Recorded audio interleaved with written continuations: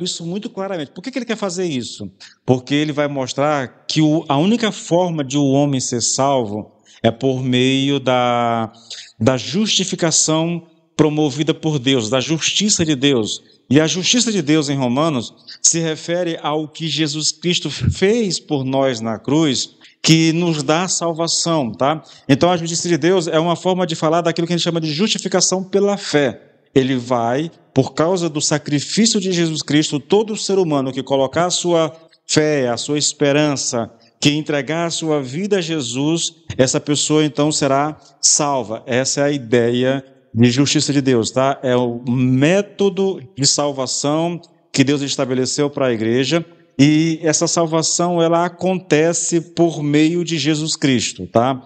A ideia é essa. Paulo faz isso, ele mostra essa justificação pela fé dos versículos 21 até o final do capítulo 3. Aí no 4 ele vai demonstrar, ele vai dizer uma coisa, ele vai mostrar o seguinte: olha, essa ideia de salvação pela fé através do sacrifício de Jesus Cristo não é uma invenção minha, não é uma coisa nova, isso está na Bíblia desde o Gênesis. Ele vai provar na vida de Abraão e na vida de Davi que de fato esse sempre foi o plano de Deus. No capítulo 5, ele já estabeleceu a doutrina da justificação pela fé, ele já demonstrou que ela foi comprovada pelas Escrituras, agora ele vai falar das consequências disso, tá? Das consequências de alguém que foi justificado pela fé.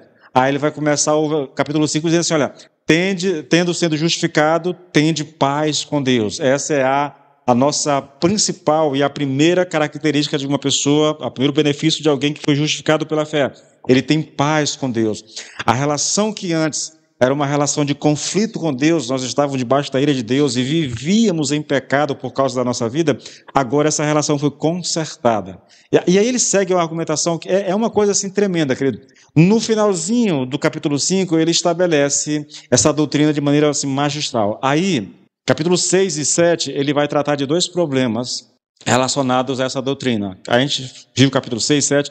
Quando chega no capítulo 8, ele volta para finalizar o seu argumento, e aí ele vai finalizar o seguinte: se você foi justificado pela fé, se você está em Cristo, então sobre você não há nenhuma condenação em Cristo. E todo o capítulo 8 ele escreveu com a intenção de mostrar a nós que não há condenação para quem está em Cristo Jesus. Irmãos, é algo assim fascinante, sabe? Eu particularmente, querido, sou apaixonado, mas é muito apaixonado pelo livro de Romanos e pela verdade estabelecida aqui a nosso respeito, tá bom? Eu vou só abrir meu texto aqui rapidinho e a gente vai ler o versículo 14 e daí a gente segue com a nossa exposição, tá? Eu já me senti muito tentado, querido, a levar essa ministração para o domingo, porque por mais que eu goste daquilo que nós estejamos pregando no domingo, em termos de importância para a nossa vida espiritual, para o nosso crescimento espiritual, para até mesmo a nossa relação com Deus, Romanos é mais importante, tá? Pelo conteúdo da carta, sabe? É mais importante. Mas eu me sinto assim um pouco... É um tema tão espiritual que eu temo que as pessoas que não conheçam a Cristo, elas consigam entender isso aqui, né? Vamos lá. Romanos 8, versículo 14 diz assim: porque todos os que são guiados pelo Espírito de Deus, esses são filhos de Deus, tá bom? Vamos orar ao Senhor? Pai, nós oramos a Ti mais uma vez, Senhor, apresentando a Ti a nossa vida e clamando a Ti, Senhor, que o Espírito Santo abra o nosso entendimento, que o Espírito Santo ilumine o nosso entendimento. Senhor, sem o Teu Espírito, a palavra não surtirá em nós o efeito desejado, Senhor. Tanto eu preciso do Espírito para ministrar a Tua palavra, como os meus irmãos precisam do Teu Espírito para receber a Tua palavra, Senhor. Por isso nós clamamos pela presença e pelo agir do Espírito Santo nesse lugar, na nossa mente e no nosso coração, fazendo com que a palavra de fato, Senhor, meu Deus, nos alcance e nos transforme para a glória do Teu nome, em nome de Jesus. Amém. Bom, queridos, esse texto ele é muito interessante, porque aqui a gente chega assim numa nova subdivisão do capítulo, como eu já falei, tá bom? Eu só vou mostrar a vocês muito rapidamente e muito resumidamente como foi que nós chegamos aqui. Não vou fazer aquela recapitulação grande, mas apenas te mostrar os passos que nós demos para chegar aqui, tá?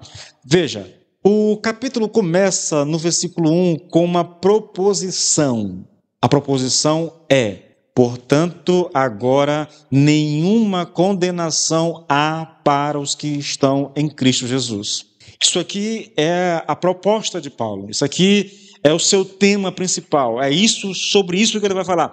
Tudo que vai ser dito a partir do versículo 2 é dito para comprovar essa verdade, tá, queridos? Por isso que ela é a proposição fundamental do capítulo 8.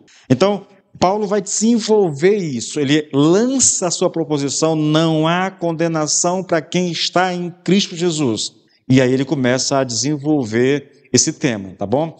Nos versículos 2 e 4, ele comprova a sua proposição dizendo que ela é verdadeira porque nós somos libertos completamente da lei e nós somos unidos a Cristo pelo Espírito Santo. E aí nós gastamos muito tempo estudando esses versículos, querido, e tudo isso está em gravação. Se alguém tiver interesse depois de ouvir e ver direitinho, está lá, tá? Depois, na sequência, nós vamos no segundo argumento de Paulo, que estão nos versículos de 5 até o 13. A argumentação geral dessa sessão é o seguinte: a nossa salvação está garantida, tá? Ou seja, não há condenação para nós por causa da obra realizada pelo Espírito Santo dentro de nós. E aí, irmãos, são quase 30 mensagens para expor esses versículos aqui de 5 até o 13. E aqui nós nos encontramos na terceira sessão, tá, desse capítulo, que vai do 14 até o 17, onde aqui o apóstolo nos lembra novamente que a presença do Espírito dentro de nós é uma prova de que nós somos filhos de Deus. Ele acrescenta um detalhe importante, tá? Não é só mais que o Espírito. Primeiro nós somos libertos da lei e estamos em Cristo. Depois o Espírito habita em nós. Agora nós somos filhos de Deus. São argumentos que ele vai juntando. É como se fosse uma escada. Você pisa aqui e você vai começar a subir ela, entendeu? Ele está montando essa sua argumentação. Olha só, a sessão toda diz assim, porque a sessão tem que ser lida completa, embora a gente não vá tratar de toda a sessão hoje, mas eu quero que você tenha uma percepção da sessão. Olha, do 14 até o 17. Pois todos os que são guiados pelo Espírito de Deus são filhos de Deus, porque vocês não receberam um espírito de escravidão para viverem outra vez atemorizados, mas receberam o Espírito de adoção, por meio do qual clamamos: Abba, Pai. O próprio Espírito confirma ao nosso espírito que nós somos filhos de Deus. Aqui é o Espírito Santo que confirma no meu espírito que eu sou filho de Deus, tá? E se somos filhos, somos também herdeiros. Herdeiros de Deus e co-herdeiros com Cristo, né? Se com ele sofremos, para que também com ele sejamos glorificados. Aqui ele traz um detalhe a mais na argumentação, querido, que é a nossa glorificação. Ele já tinha falado sobre isso nos versículos anteriores, e aqui ele coloca mais uma vez a ideia da glorificação. A glorificação é a parte final de todo o projeto de salvação de Deus, sabe? É quando nós receberemos um corpo glorificado como o corpo do nosso Senhor Jesus Cristo, completamente livre do pecado, tá? Essa é a parte final de todo o projeto de salvação de Deus. Bom, o argumento aqui parece ser simples, irmãos. Nós somos filhos de Deus porque Ele nos adotou. Isso é tão real e verdadeiro que o Espírito Santo testifica no nosso espírito essa verdade. E aí ele complementa dizendo: se somos filhos, somos também co-herdeiros com Cristo. Então, como poderemos, depois de tudo isso, perdermos a salvação? A ideia de Paulo é dar certeza de que não há mais condenação. Ou seja, se você está em Cristo, você é salvo e não há mais nenhuma maneira de você perder a sua salvação. eu sei que dizer isso, ainda bem que a gente não é famoso, né? Porque, irmãos, aqui e lá aparece alguém no YouTube dizendo, pastor, eu não concordo com o senhor, acho que o senhor tem que ler mais a Bíblia e tal, e aí apresenta alguns versículos lá para provar que o crente pode perder a salvação. Eu não vou dizer que o crente não perca a salvação, eu só digo que aquele que nasceu de novo não pode desnascer outra vez, entendeu? Se ele nasceu de novo, ele vai para o céu, não tem jeito, tá? Agora, se ele é só um crente, aí, querido, aí o negócio é mais complicado, tá? Eu sempre falo que nessa discussão, nós não vamos, querido, aqui debater se um nascido de novo perde a salvação. O que a gente pode debater é, alguém que está na igreja pode se desviar e não voltar para os caminhos do Senhor? Pode, normal. Acontece muito, entendeu? A Bíblia descreve esse processo. João fala que havia um grupo de pessoas que saíram da igreja, e entre eles líderes, e que não só saíram da igreja, mas começaram a atacar a igreja. E ele vai dizer, eles saíram porque eles não eram dos nossos. Porque se fosse dos nossos, não teriam saído. Então, a Bíblia explica isso muito claramente. Alguém que está aqui, se desviou, não volta mais, não voltou mais, morreu sem voltar. Ele não era crente. Ele estava aqui no meio, caminhando com a gente, andando e tudo, mas não tinha nascido de novo. Porque se nasceu de novo, querido, não tem como voltar atrás, irmãos. Tá? É essa a mensagem de Romanos. Tá? Bom, vamos lá. Isso aqui que eu passei para vocês é só a conexão geral. Eu estou falando do capítulo como todo, tá bom? Agora deixa eu dar uma olhada rapidinho, querido, na conexão imediata. Eu estou falando aqui agora da ligação desse versículo 14 com os versículos anteriores, principalmente o versículo 13, tá? Vamos olhar como é que dá essa ligação? No versículo 13, Paulo disse assim, se pelo Espírito mortificardes as obras do corpo, vivereis. A ideia parece ser a seguinte, eu estou tentando fazer a conexão de um com o outro, tá bom? Se mortificarmos as obras do corpo pelo Espírito, significa que, obviamente, estamos sendo levados pelo Espírito a fazer isso. Ou seja, se eu estou mortificando as obras do corpo através do Espírito, então significa que o Espírito Santo está me levando a fazer isso, está me movendo a fazer isso. E se estamos sendo levados assim pelo Espírito, isso é por si mesmo uma prova de que somos filhos de Deus. O texto diz, se nós somos guiados pelo Espírito de Deus, nós somos filhos de Deus, tá? Ele nos disse que devemos mortificar os feitos do corpo pelo Espírito. Ninguém, senão o cristão, mortifica os feitos do corpo, tá? Ninguém, senão o cristão, mortifica os feitos do corpo. Ninguém, senão o cristão, se submete à direção do Espírito. Daí o fato de que vocês estão fazendo isso é prova positiva de que não somente estão sendo conduzidos pelo Espírito, mas também de que são, portanto, necessariamente filhos de Deus. A ideia é, querido, se só é possível mortificar as obras do corpo por meio do Espírito, e nós já vimos que só por meio do Espírito o crente consegue mortificar as obras do corpo, então se eu estou mortificando as obras do corpo, isso significa que o Espírito está em mim. Se o Espírito está me levando a fazer isso, a consequência natural é, então eu sou filho de Deus. É isso que Paulo diz no versículo 14. Se sois guiados pelo Espírito, então vocês são filhos de Deus. Tá? Essa é a conexão aqui. Bom, aqui, querido, como eu já disse, Paulo ele introduz um novo tema, tá bom? O tema aqui é a segurança, tá? E a certeza absoluta da nossa salvação final em termos da nossa filiação divina. O fato de sermos filhos de Deus nos leva a acreditar, e é isso que Paulo está provando, que de fato não há condenação para nós, tá? Não há nenhuma condenação para nós.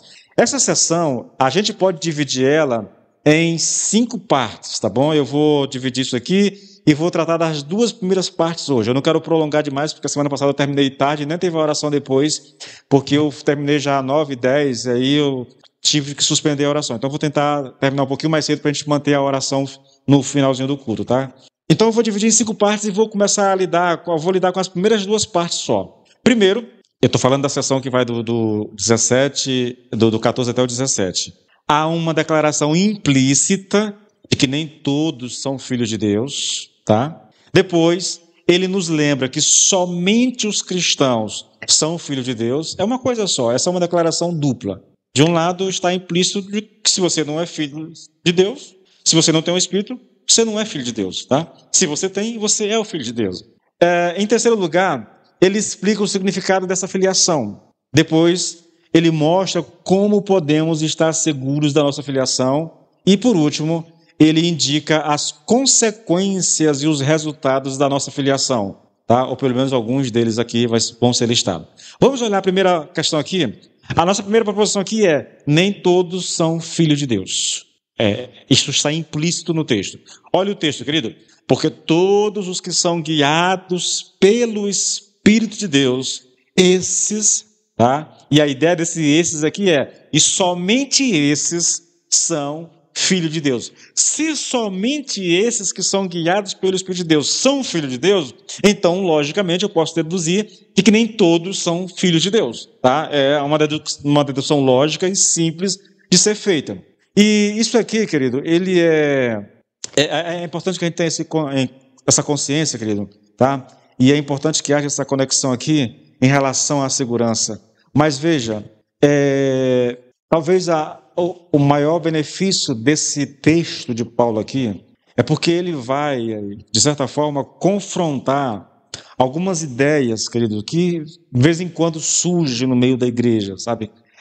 Existe uma coisa chamada paternidade universal de Deus, ou fraternidade universal dos homens, ou, se você preferir, há uma doutrina chamada de universalismo cristão, que é a ideia de que, no final das contas, todos serão salvos. Tá? Isso de vez em quando aparece na igreja. Eu ouvi, eu não posso dizer que é verdade porque eu não fui atrás para comprovar, mas eu ouvi dizer que o Ed Renekiewicz está defendendo isso agora. Não sei se é verdade, eu não posso falar. Só sei que foi comentado isso aí, foi soprado, mas eu não fui atrás, então não posso dizer que é verdade, tá bom? Mas isso é uma coisa que de vez em quando aparece na igreja. Aqui e acolá aparece um teólogo liberal que defende isso, a ideia de que no final das contas todos serão salvos. As pessoas que defendem esse ensino, irmãos, elas têm umas teorias meio doidas, sabe? Eles dizem mais ou menos assim: nós não devemos dividir a humanidade entre salvos e perdidos, porque Deus é o Pai de todos. Todos são filhos de Deus, portanto, todos somos irmãos. A salvação, essas pessoas defendem, né? Ela será uma salvação universal. Agora preste atenção. Quando eles dizem universal, eles estão falando de que toda a humanidade será salva, de que os anjos caídos serão salvos e de que, no final das contas, até o próprio diabo será salvo. Eu sei que isso soa muito estranho aos ouvidos de vocês, né? Deveria soar muito estranho, porque vocês nunca me ouviram falar sobre isso aqui e provavelmente nunca ouviram um pastor falando sobre isso, tá? Mas há pessoas que, na sua teologia, eles chegam assim tão longe, tá? Nos absurdos que podem falar. Bom, irmãos, esse é um argumento, querido, que ele não é bíblico, sabe? Ele não é bíblico. Ele está mais para um argumento filosófico. Os filósofos, eles argumentam que Deus é amor, né? Deus é amor, e é santo, e é perfeito, e ele não poderia, assim, de forma alguma, permitir que algum ser humano que ele criou, tá, seja destinado à condenação e à perdição eterna. Eles asseveram isso, querido, e dizem que isso não se enquadra na ideia de amor e de justiça divina. Engraçado que eles partem da premissa, tá, usando exatamente a fé judaica cristã, a nossa fé, o cristianismo, na verdade. A premissa deles está baseada nisso. Veja, eles dizem, e usando exatamente a nossa premissa, Deus é amor. Eles usam a premissa de que Deus é santo, de que Deus é perfeito. E se Deus é santo e perfeito, ele não vai agir com injustiça, com maldade ou com imperfeição. Eles vão dizer assim: olha, o ser humano também foi criado por Deus. E já que Deus criou, ele ama como criatura e ele não vai destruir a sua própria criatura.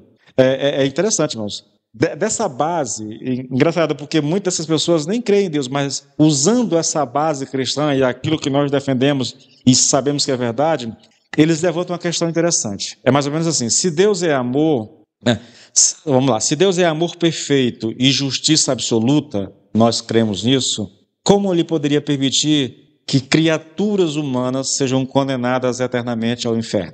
E onde é que eles encontram o problema, querido, nessa nessa argumentação deles assim, por que eles questionam, tá? Eles dizem assim, olha, esse tipo de doutrina, esse tipo de ensino não se encaixa na ideia de amor, porque o amor verdadeiro busca restaurar, reconciliar e salvar, e não punir para sempre sem possibilidade de retorno, tá? Então, eles dizem, há um problema naquilo que vocês professam, tá? Se isso é verdade, há um problema. Se Deus é amor, então como é que ele pode fazer isso? Um outro problema é que eles dizem que esses postulados aqui de que Deus é amor, de que Deus criou o ser humano e tudo, que Deus é santo, que Deus é justo, não se encaixa também na ideia de justiça. E olha a argumentação. Eles dizem que não se encaixa na ideia de justiça porque uma vida humana finita, né, aí com seus pecados cometidos em tempo limitado, não justificaria uma pena infinita, ou seja, uma pena eterna. Isso parece para esses filósofos um tipo de punição desproporcional, e se é uma punição desproporcional, é uma punição injusta, tá? Injusta. Então, olha, vamos olhar o problema pela perspectiva puramente filosófica da questão. Se Deus é amor e justiça perfeitos, não faria sentido ele criar seres humanos para depois destiná-los a uma condenação eterna. Isso violaria tanto o amor, que sempre busca restaurar, quanto a justiça, que não poderia impor uma pena infinita a pecados finitos. Eu não gosto, assim, queridos, de fazer esse tipo de consideração, porque eu acho que é muito filosófico, na verdade, mas se você quiser filosofar um pouquinho, todo pecado contra um ser infinito é um pecado infinito, né? Mas isso é filosofia, eu não vou entrar nesse negócio não, tá? Então, baseado nisso, eles concluem que o inferno entraria em contradição, a ideia do inferno entraria em contradição com os atributos de Deus.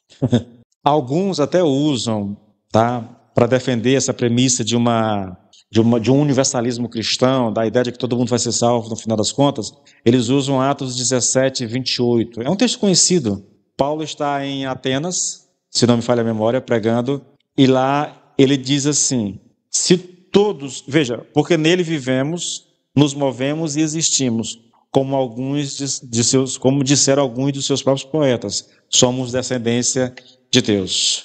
A ideia é, se somos todos filhos de Deus, como ele poderia condenar seus próprios filhos ao inferno?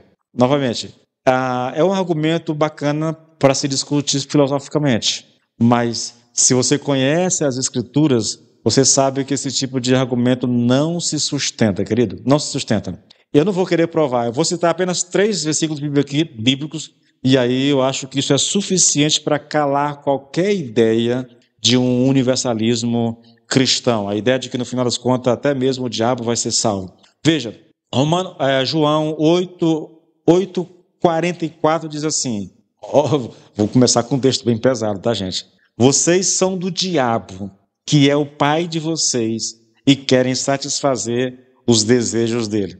Essas pessoas estavam dizendo, nós somos filhos de Deus, e Jesus disse, não, vocês não são filhos de Deus, vocês são filhos do diabo, tá? Então, percebe aqui? Jesus está classificando a humanidade entre filhos de Deus e filho do diabo.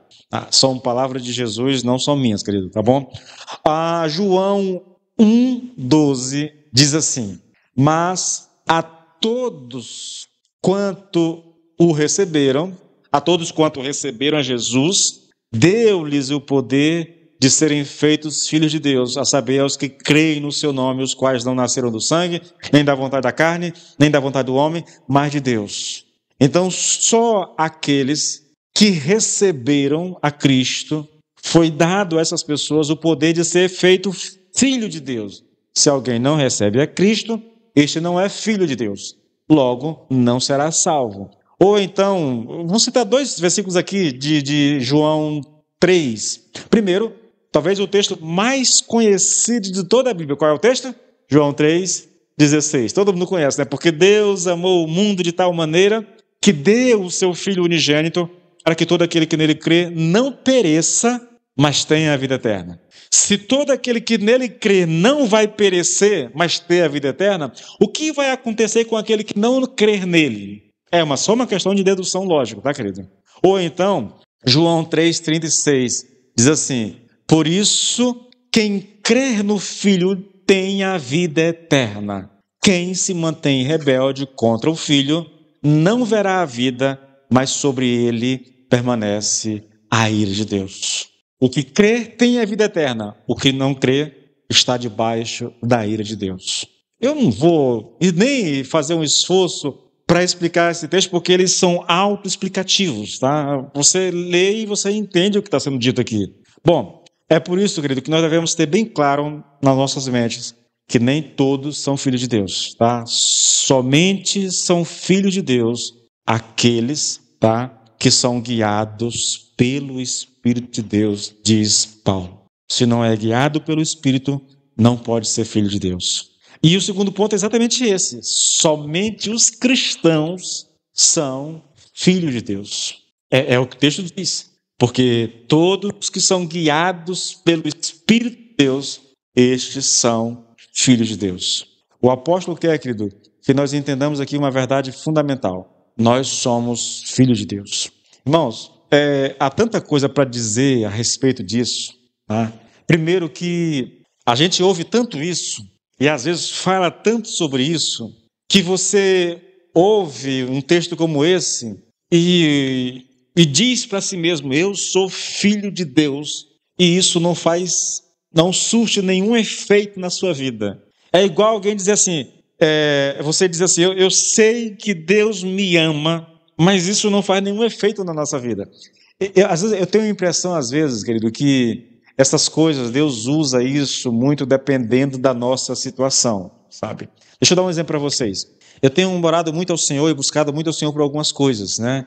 Então eu tenho ido para diante de Deus e lamentado, e chorado, e clamado ao Senhor, e pedido, e insistindo. Às vezes dá um desânimo, dá uma tristeza, aí eu volto e oro de novo e tal. E nessa busca, nesse anseio, e não acontece nada.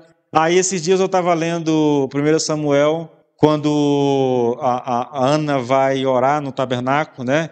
Quando o profeta, o Eli, está lá e começa a olhar para ela, e Ana está orando angustiada, mas não tem som, ela está só ali orando, a boca está mexendo, mas não sai som, e ele pensa que ela está bêbada.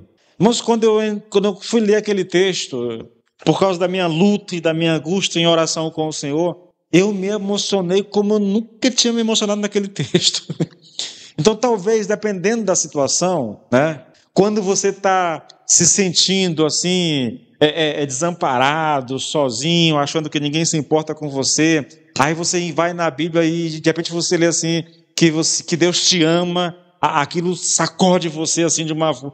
Eu acho que isso depende muito da situação, porque no geral, querido, aí eu digo assim: Valéria, você é filha de Deus, Cauã, você é filho de Deus, mas a gente ouve isso e é legal, né? Ponto. Quando Jesus se identificou como filho de Deus, as pessoas pegaram em pedras para matá-lo. Por quê? Porque, dizendo-se filho de Deus, ele estava se colocando no mesmo patamar de Deus. E aquilo era uma blasfêmia para os judeus. E eles pegaram em pedras para matar Jesus, porque ele disse que era filho de Deus. Biblicamente, quando nós falamos que somos filhos de Deus, querido, nós estamos, não é que nós estamos, praticamente nos igualando, sabe? Imagine, eu não sei quem é a pessoa, mas imagine vamos pegar aqui o Elon Musk, que é Elon Musk, um dos caras mais ricos, talvez o cara mais rico do mundo hoje. Imagina esse cara, alguém chegando em algum lugar e ele se apresenta: quem é você? Eu sou o filho de Elon Musk. Pronto, o mundo se abre para ele, né? Porque todo mundo conhece o Pai, sabe quem é, entende? E a gente diz assim: nós somos filhos de Deus, mas isso nem para a gente mesmo surte efeito, né? Mas o que Paulo quer destacar aqui é exatamente isso. Nós somos filhos de Deus. Isso significa, querido, que o cristão, ele não é alguém apenas que foi perdoado, que foi justificado ou reconciliado com Deus. Tudo isso é verdadeiro, mas não esgota a realidade da salvação. Ser filho de Deus vai muito além disso, sabe? E eu queria aqui usar um exemplo extraído aqui da realidade histórica do próprio, na qual Paulo estava inserido aqui. Um senhor de escravos poderia perdoar um escravo mas sem mudar a condição de escravidão. Só que Deus faz conosco algo muito além disso, né? Não só nos perdoa, Ele nos recebe na sua própria família e nos concede o privilégio e a dignidade de sermos chamados de filho. Ser é filho de Deus. Há uma filiação, há uma ligação, entende? Entre você e Deus. É uma coisa assim que poucas vezes a gente para pensar realmente. E a gente vai falando disso da boca para fora como se isso não tivesse nenhuma importância. Mas você vai perceber, querido, que no argumento de Paulo, de provar a nossa segurança, a certeza da nossa salvação, ele começa com coisa básica. Nós fomos libertos da lei, tá? Nós estamos em Cristo, o Espírito habita em nós, o Espírito nos guia, e agora ele chega aqui. Agora ele chega, uma das certezas, das garantias que nós temos de que não há condenação para nós, é que nós somos filhos de Deus, tá? Não há nada superior a isso. Bom, aqui, querido, a gente tem um pequeno probleminha no texto que eu queria colocar diante de vocês. É que as palavras aqui usadas por Paulo no grego para descrever os filhos de Deus, você vai pegar o versículo 14, tá assim, olha, pois todos os que são guiados pelo Espírito de Deus são filhos de Deus. No 16, o texto diz assim, o próprio Espírito testifica com o nosso Espírito que somos filhos de Deus. Igualzinho no português, filho de Deus no 14, filho de Deus no 16. Só que o texto grego, no primeiro versículo, no 14, filho de Deus é a palavra huios. No segundo é a palavra teknon. São duas palavras diferentes, tá? E que são lidas às vezes de forma diferente. Filhos dá a ideia de filhos mesmo, e teknon dá a ideia de crianças, tá? De crianças. E essas palavras, querido, aqui, elas trazem uma certa confusão. E eu estou colocando isso para vocês aqui porque eu acho que é válido vocês saberem disso, tá? Eu poderia pular essas coisas, mas eu acho que é importante que a gente tenha consciência disso. Porque às vezes está ouvindo alguém falar em Romanos 8,14, e aí ele traz uma... E você diz, eu vi o pastor pregando sobre isso, ele não falou sobre isso, tá? Então é uma questão mais de informação mesmo. Os filhos aqui, só que isso vai desenrolar num problema maior, tá bom? Os filhos de Romanos 8,14 refere-se aqui ao aspecto de maturidade espiritual. E eu vou colocar isso aqui porque isso aqui é o problema que nós encontramos em relação a essas duas palavras, tá? Alguns interpretam isso como se filhos, no versículo 14, se referisse à maturidade espiritual. A ideia é, os que vivem guiados pelo Espírito demonstram na prática que não são apenas membros da família, mas que desfrutam da condição de filhos herdeiros. É o lado da experiência consciente e madura da filiação. Já as crianças de Deus é uma referência à realidade fundamental de todo cristão. Todo aquele que nasceu de novo pela fé em Cristo já é uma criança de Deus. Eu estou expondo um tipo de pensamento que eu não concordo, eu já falo sobre isso, tá bom? É uma expressão de intimidade e de relação, né? Nós somos gerados por Deus e pertencemos à família. Então, o primeiro termo, no 14, se refere a crentes mais maduros, mais experientes, e o segundo se refere a qualquer pessoa que nasceu de novo na fé. Aí, alguns estudiosos vão um pouco além e dizem que enquanto todos os cristãos são crianças de Deus, nem todos os cristãos são filhos de Deus. E aí começa o problema, tá bom? Esses estudiosos ensinam que isso não afeta somente a nossa experiência e a nossa vida enquanto nós estamos nesse mundo, mas que nos afetará mesmo na eternidade. Eles declaram que os filhos de Deus ocuparão uma posição mais privilegiada do que aqueles que são apenas crianças de Deus. Esse pessoal da confissão positiva, o pessoal da teologia da prosperidade, alguns adotam esses termos para explicar, entendeu? Por que tem crente pobre e tem crente rico? Por causa disso, porque um é mais maduro, é mais experiente, aquela coisa toda, e o outro nem tanto. Bom, eu particularmente, querido, eu rejeito essa distinção de termos aqui, tá? Eu defendo aqui que filhos e crianças se referem à mesma coisa. É só uma forma intercambiável apontando para a mesma realidade. Todos aqueles que creem em Cristo foram feitos filhos de Deus sem distinção, tá? Não existe essa diferença de categorias entre cristãos mais avançados, que seriam filhos, e outros que permaneceriam apenas como crianças. Essa divisão, ela você não há respaldo na Bíblia para esse tipo de divisão aqui feita. O que pode acontecer, querido, né, o que pode variar aqui entre nós, aí sim, nisso eu concordo, é apenas o grau de entendimento e de experiência dessa verdade. Alguns cristãos têm uma percepção mais profunda da riqueza de serem filhos, outros caminham para amadurecer nesse conhecimento. É possível. Eu lembro da Bianca com uma crise, né? E que um dia ela estava lendo a Bíblia, ela estava com uma preocupação. Eu não sei se eu vou lembrar, faz tanto tempo que ela me contou essa experiência, mas é mais ou menos assim. Ela estava com a dificuldade, né, de acreditar que, de fato, as promessas do Evangelho eram para nós hoje. Porque não foi escrito há muito tempo, para pessoas em um contexto completamente diferente. Então ela ficava... Aí ela estava lendo João 17, quando Jesus disse que...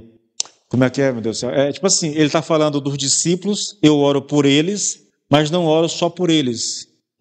A ideia é, eu oro por eles e por aqueles que ainda serão alcançados. Quando ela leu isso, o Senhor falou o coração dela muito forte. Aí, essa resposta calou no seu coração, tá? O Evangelho as promessas do Evangelho é para mim hoje, aqui, em pleno século XXI também. Não é só para eles lá. Há um tipo de maturidade, né? Novamente, eu sou filho de Deus, mas isso não faz nenhuma diferença na nossa vida. Tem pessoas que falam isso e eles sentem o poder dessas palavras. Eles experimentam o poder dessa palavra.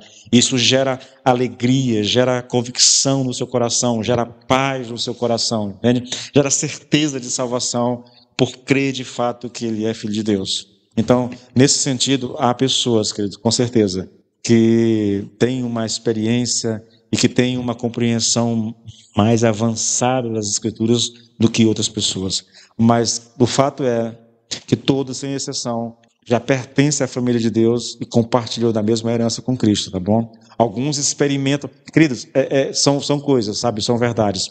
Eu creio na mesma verdade, mas às vezes tem um irmão que crê na mesma verdade que eu, só que ele tem uma percepção muito melhor dessa verdade, e por causa disso, ele extrai dessa verdade maiores benefícios do que eu. São coisas simples assim. São coisas simples assim, mas que fazem toda a diferença na nossa caminhada. A questão principal aqui, nessa discussão toda de ser filho de Deus, querido, é que se nós considerarmos a salvação meramente como uma questão de perdão, ou de reconciliação, ou de justificação, e se a gente se detiver nessas coisas, porque muito cristão pensa exatamente isso, né? Eu fui salvo, graças a Deus, Deus me salvou, Deus me justificou, eu fui reconciliado com Deus, mas ele não vai além, sabe? Eu sou apenas alguém que foi salvo. E Paulo está dizendo, não, você não é só alguém que foi salvo. Você foi salvo, você foi reconciliado, mas você também foi feito filho de Deus. Isso te coloca numa categoria diferente, num patamar diferente, tá? Bom, se a pessoa não consegue ir além da ideia do perdão, da reconciliação, ele provavelmente, querido, terá um espírito de escravo. Essa é a ideia do Lloyd Jones, tá? Vou tentar colocar para você, tentar ilustrar isso. Uma mentalidade de escravo funciona mais ou menos assim. Eu pequei. E quando você tem consciência do seu pecado, você começa e entra em crise imediatamente. Perdi minha salvação. E aí fica nesse medo, tá? De perder a salvação. Eu não vou fazer apologia a pecado, por favor, querido, não é isso que eu vou fazer. Mas essa é uma mentalidade escrava. Deus vai me castigar, Deus vai me punir, eu não vou ser salvo. Aí você pensa no seguinte, pensa que se você tem a mentalidade de filho, você é filho de Deus, e tenta aplicar essa realidade do filho na sua vida prática. Se você é pai, por exemplo, se o teu filho cometeu uma atrocidade, vamos lá, que Deus nos livre, que isso nunca aconteça com nenhum de nós, mas de repente o teu filho foi para algum lugar e lá brigou e acabou matando alguém lá, vai ser preso, condenado a 30 anos de prisão, ele deixa de ser filho porque ele fez isso? Não, isso é filiação. O filho, veja, a ideia de Paulo é segurança. Um filho não deixa de ser filho.